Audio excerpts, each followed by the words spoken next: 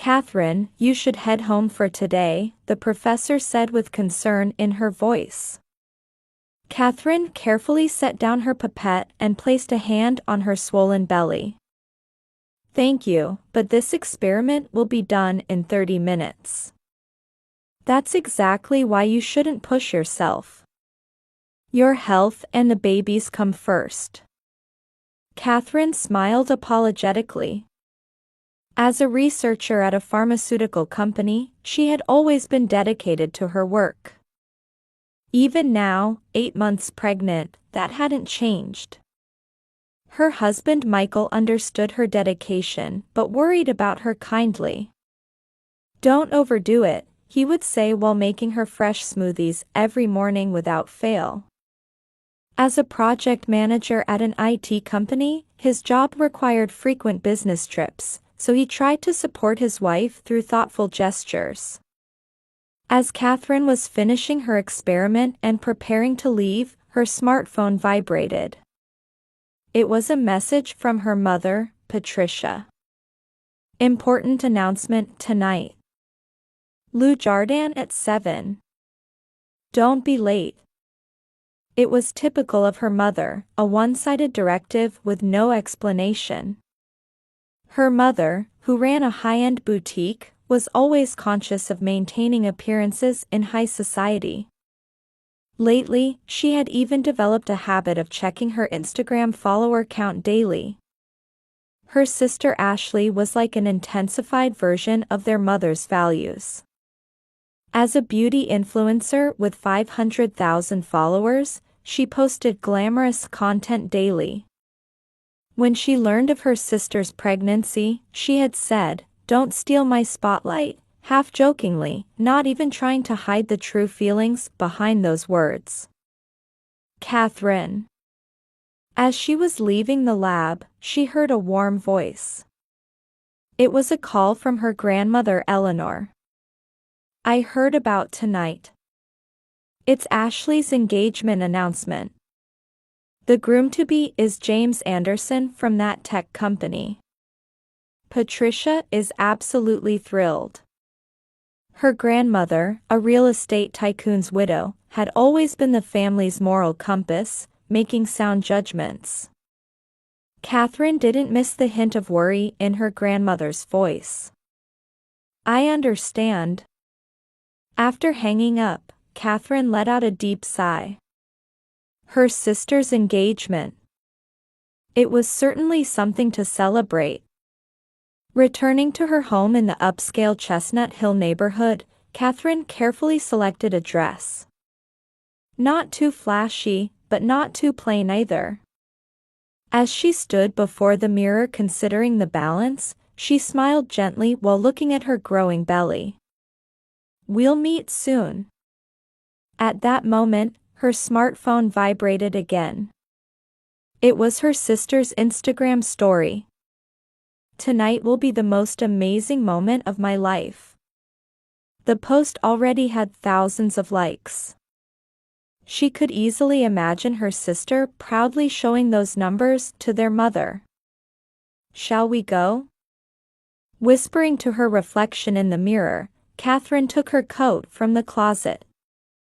The cold early winter wind gently rattled the windows. Under Mistral's elegant chandeliers, her mother was beaming.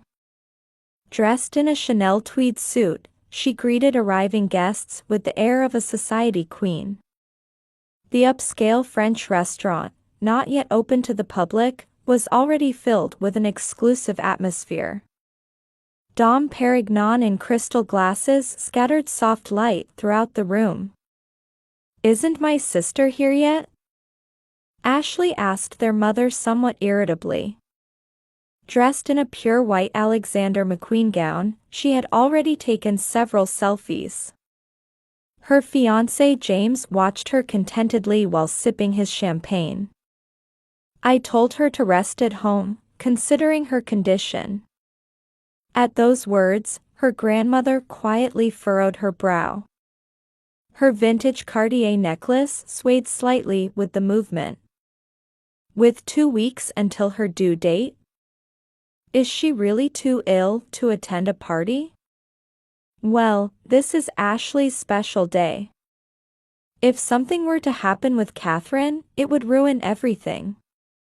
Besides, her dress situation would spoil the photos. Ashley nodded with satisfaction at their mother's words. The Instagram live stream was already set up. Meanwhile, at her home in Chestnut Hill, Catherine was quietly trying to steady her breathing. In the dimly lit evening room, she sank into the sofa, facing the growing discomfort. Outside the window, the trees lining the upscale residential street swayed in the cold wind. She was completely alone in the large house. Even Martha, the housekeeper, was helping at the engagement party on her mother's orders. No one was left to reach for the warm herbal tea sitting in the sink. Around 7 p.m., the first intense pain struck. Cold sweat ran down her back. She sent a brief message to Michael, who was in an important meeting on the West Coast.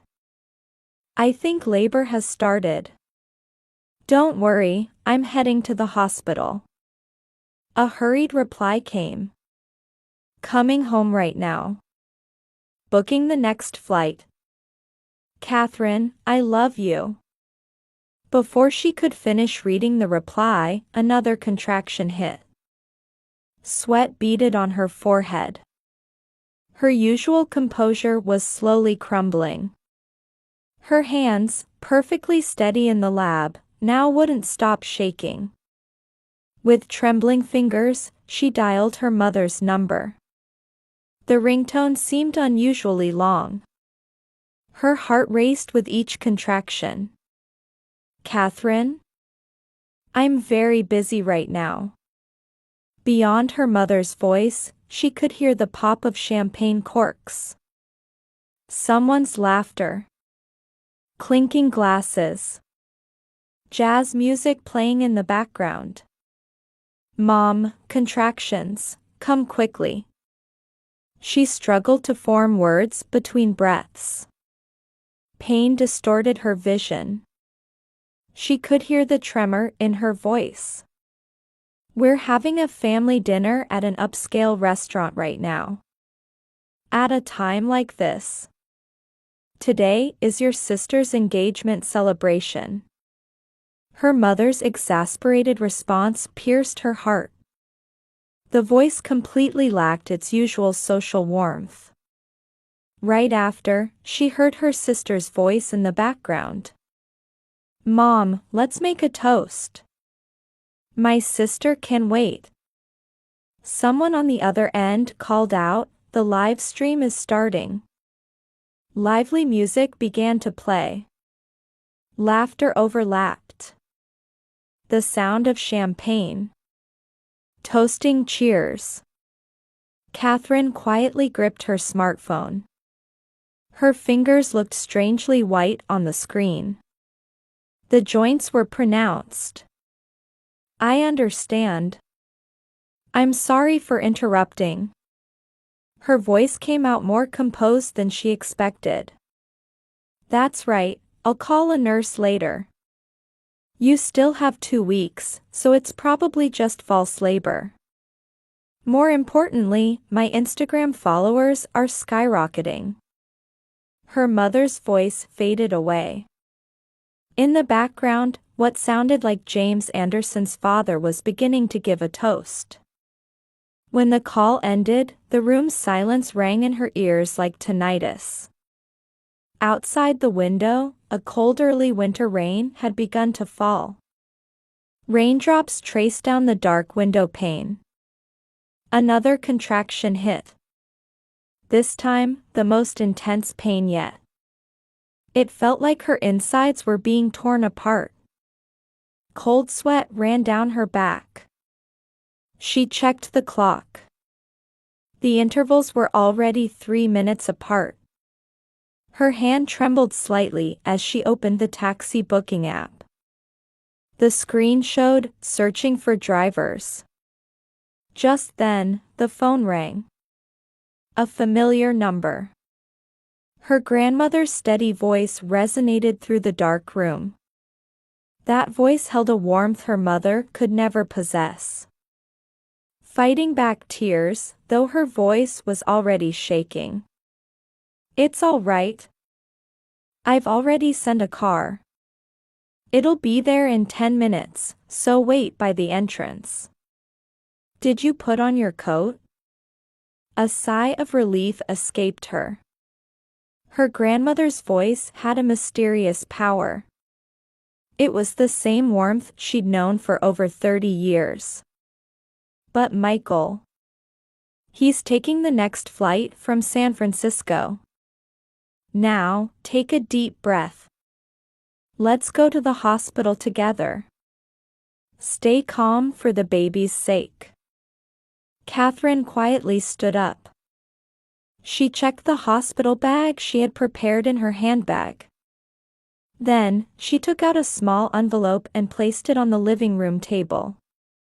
Her mother's name was carefully written on the pure white envelope. On her way to the entrance, her smartphone vibrated. It was an Instagram notification. Catherine turned off the notifications. Outside, a black Mercedes was already waiting at the entrance. The driver got out and opened a large umbrella. The rain was growing heavier. "Quickly, to Brigham and Women's." Her grandmother's voice mixed with the sound of rain. There was quiet anger in that voice. Another contraction hit in the car. Her grandmother silently held her hand. That hand conveyed more love than words ever could. Street lights flickered dimly through the rain-spotted windows. As they passed Boston Common, Catherine closed her eyes. Her mother's sigh and sister's laughter still echoed in her ears. The maternity ward at Brigham and Women's Hospital was wrapped in midnight silence. Under the soft lighting of the delivery room, Catherine battled intense contractions.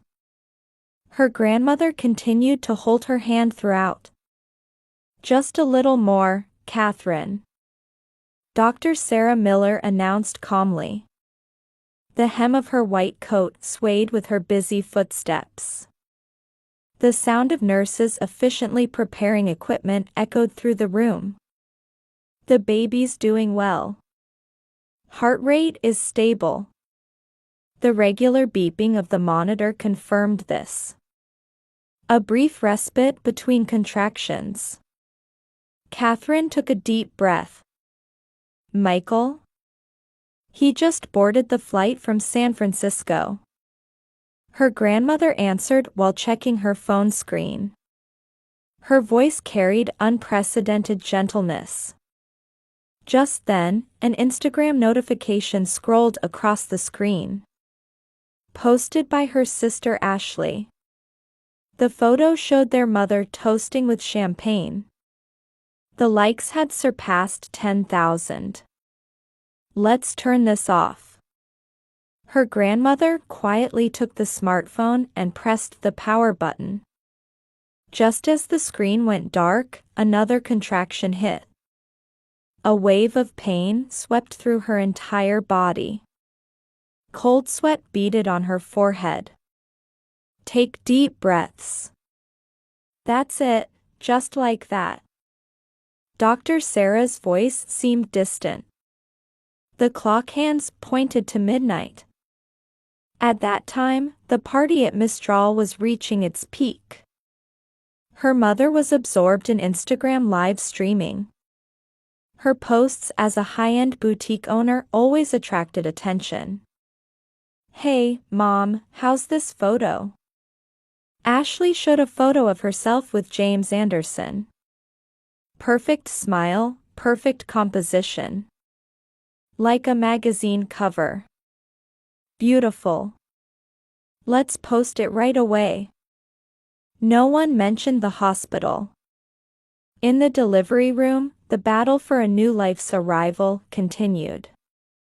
Catherine summoned her remaining strength. At that moment, a small cry rang out. It's a girl.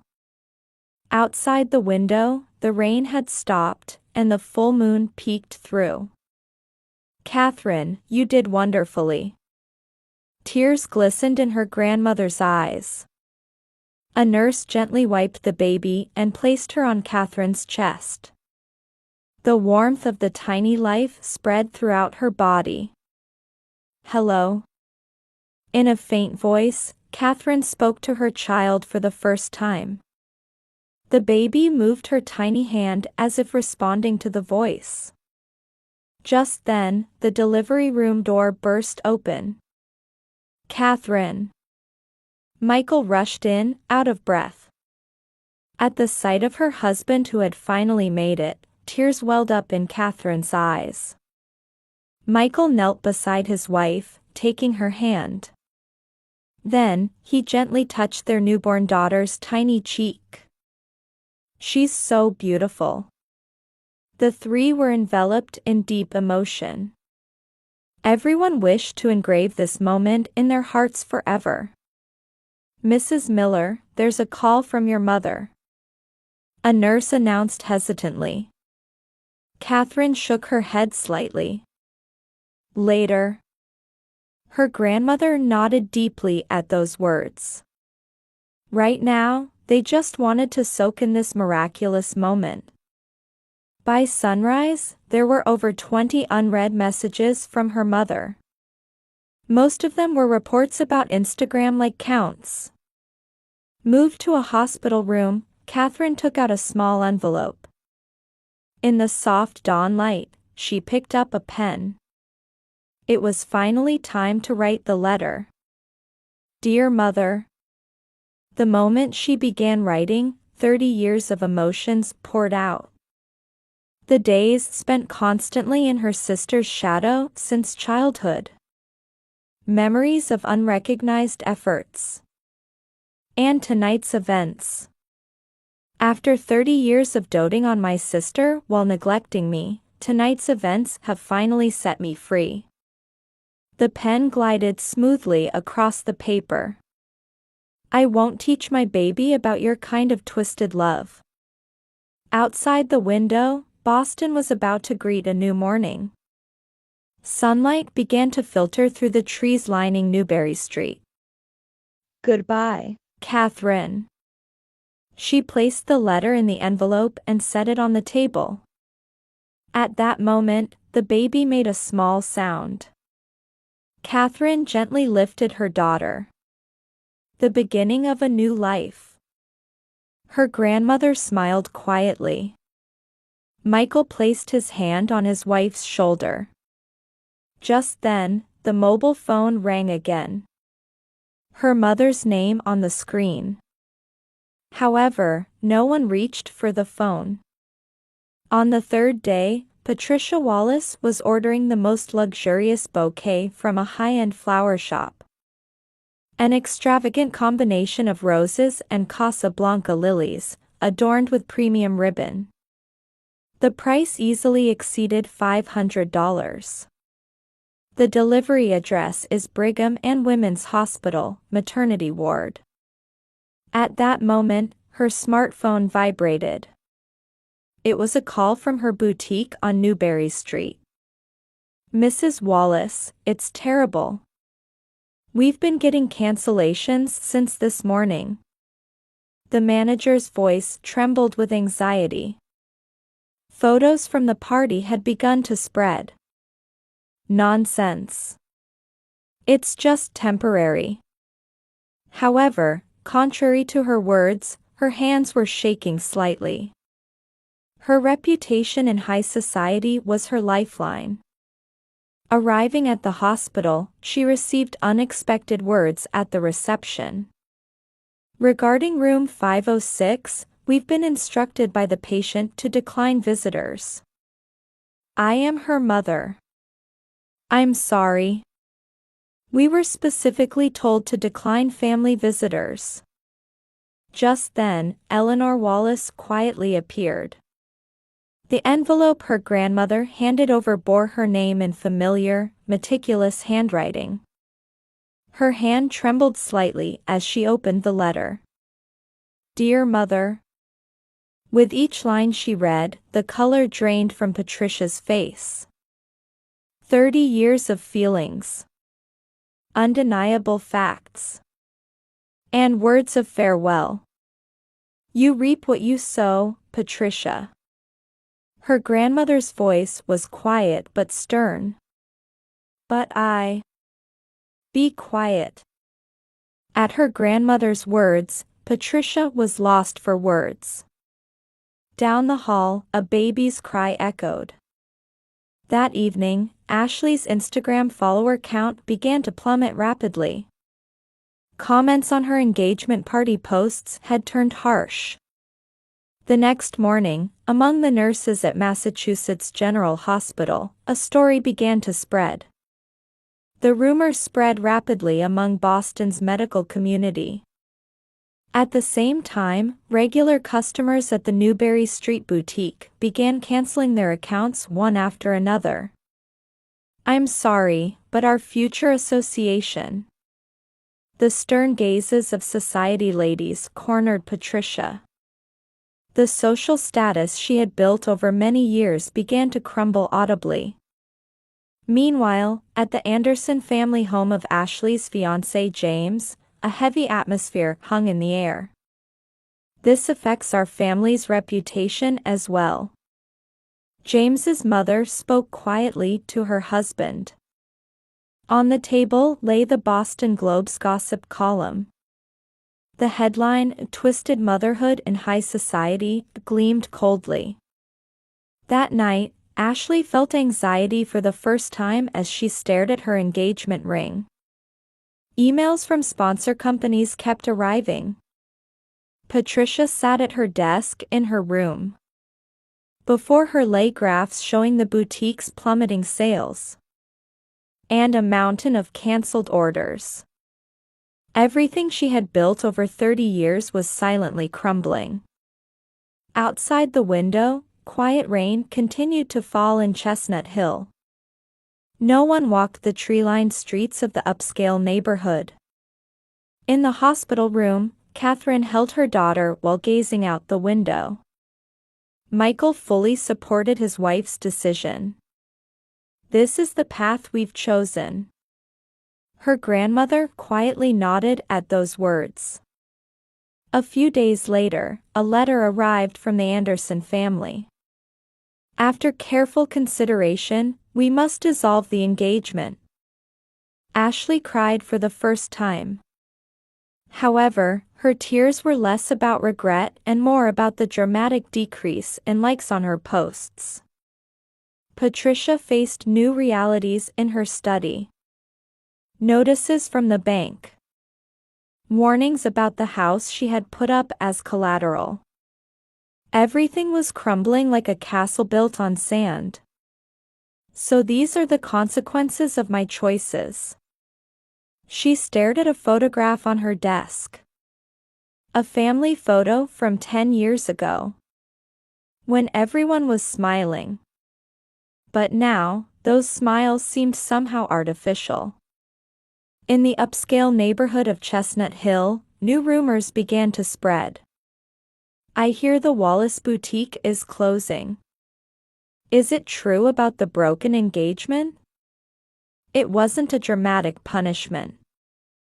However, the everyday collapse of high society life sometimes proves to be the most devastating punishment.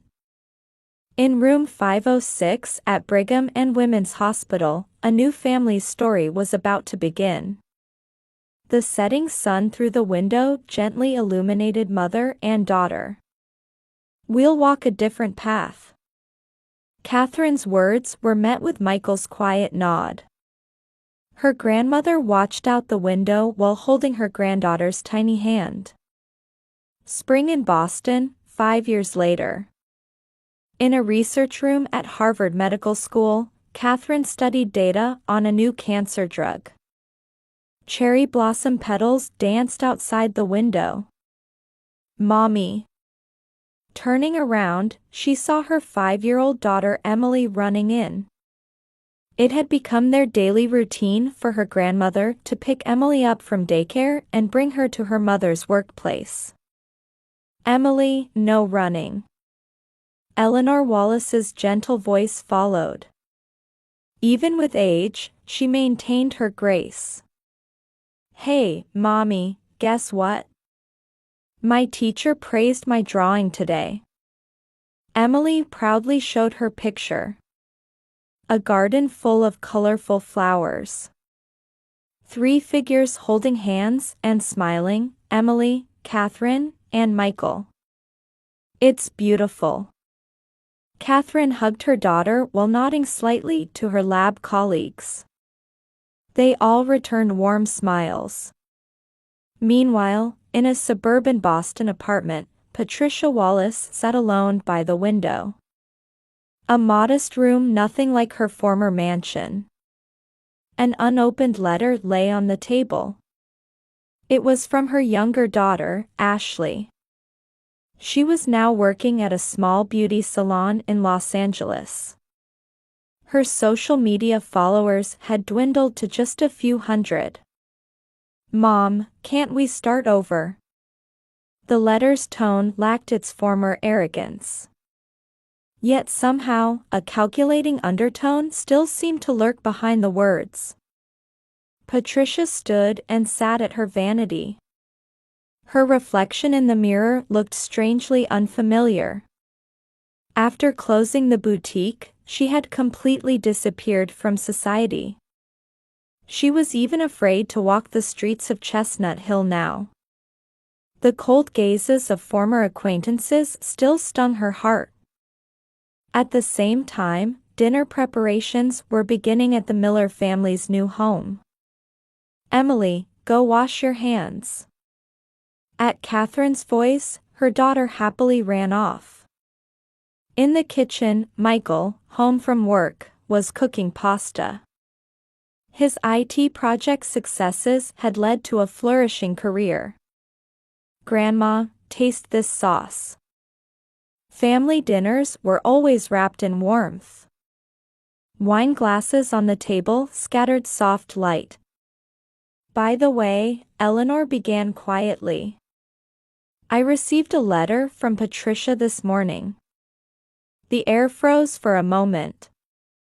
Dear Catherine, could you let me see you once more? The letter was filled with formal apologies. However, words of genuine remorse were nowhere to be found. I won't reply.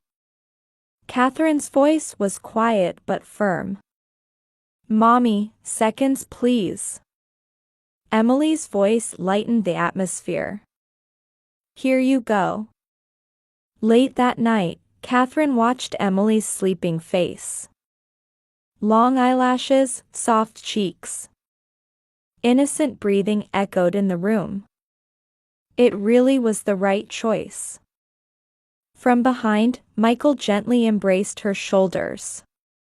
The next morning, on the Charles River walkway, Catherine walked hand in hand with Emily. Spring sunshine poured down gently. Mommy, look at those ducks. Where her daughter pointed, a mother duck swam with her ducklings. Emily? What is it? Mommy will always be on your side. I know. That innocent response warmed Catherine's heart. From the direction of Boston Common, church bells rang out. The sound announcing the start of a new Sunday.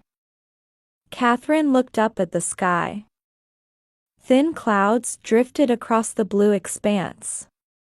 Like memories of the past. Let's go. Mother and daughter walked on, hand in hand. Anyone could see how happy they looked. Spring light sparkled on the surface of the Charles River.